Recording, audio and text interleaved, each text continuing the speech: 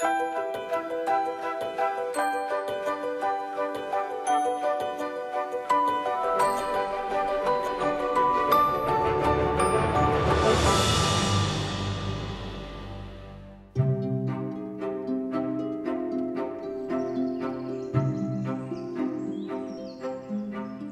called Pimpon Forest.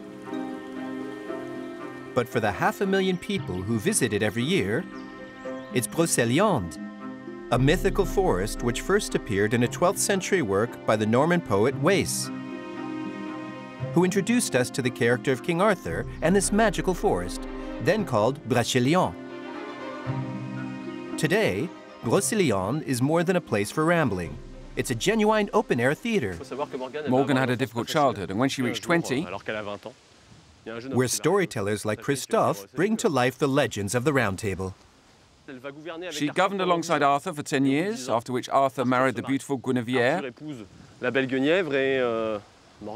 And the very first time that the two women set eyes on each other, they immediately hated each other. Although these tales are more than 900 years old, since the 1980s, they've once again become popular. The stories are very modern, in fact. The story of Morgan touches on infidelity, which is a subject that impacts today's society. So while people look for something magical, the stories also talk of tangible things. It's our childhood, fairies, magic. The stories talk of lots of things. This is my first visit to Brocéliande. What do you think so far? It's great, fantastic, totally magic. Only those who believe in magic truly discover Brocéliande, and those who inhabit it, like Korrigans, mischievous elf-like creatures in Breton folklore. To see them come to life, we're going to visit Séverine's studio. It's here that the painter and illustrator has made the fantastical her own world, and Brocéliande her muse. Brittany is a land of water and mists, which is perhaps why the fantastic and the legendary have a home here. Because the boundaries between the real world and the dream world are always blurred here. And that's what gives people the impression that the world isn't always what it seems, and that there are other dimensions hidden behind what we first see. A pond with smooth, dark waters hidden in the forest. Séverine has taken us to the fairies' mirror, at the entrance to the Valley of No Return. Because beneath the surface, there's always a story. Once upon a time, there were 7 fairies. To flee the world of men, they sought refuge under the surface of the pond and hid there for a long, long time, until the day that the youngest fairy looked into the eyes of a man, fell in love, and broke the oath of retreat. It's a beautiful spot, and very symbolic of the magic of Brocéliande. A bit like Alice and her looking glass, it's a pathway between two worlds. The dream world of the imagination and of fairies beneath the surface, and above it the pond and the forest, acting as a frontier between the real world. So it's very conducive to dreaming and the imagination. Brocéliande covers 12,000 hectares, making it larger than Paris. Photographer Philippe Manguin knows it like the back of his hand, and where all of its most remarkable trees stand. Majestic.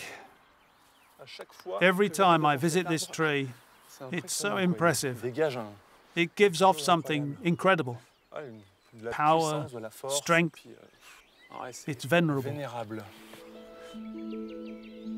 He has taken thousands of photos of this Eden. To him, the magical nature of the place lies in the constant changes. Each season reshapes the landscapes.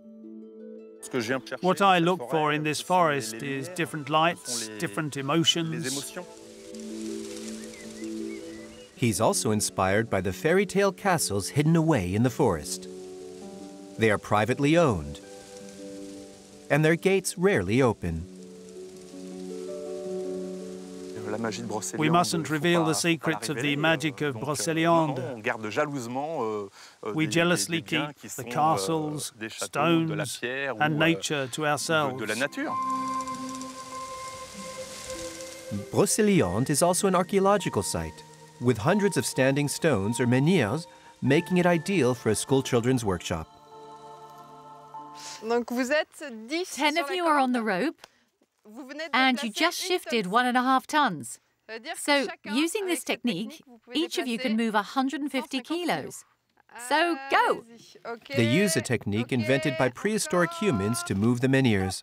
Stop! It's going backwards. They could raise menhirs of 40 tons. Show me your muscles.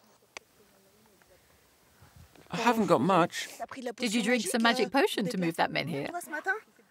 Some magic chocolate. There was no magic potion. Asterix and Obelix came well after Stone Age humans. These menhirs were brought here 6,500 years ago, at the end of prehistory. After a few hours, we leave Brocéliande, as if waking from a sweet dream that we want to prolong, set in a place where fairies and gallant knights still exist.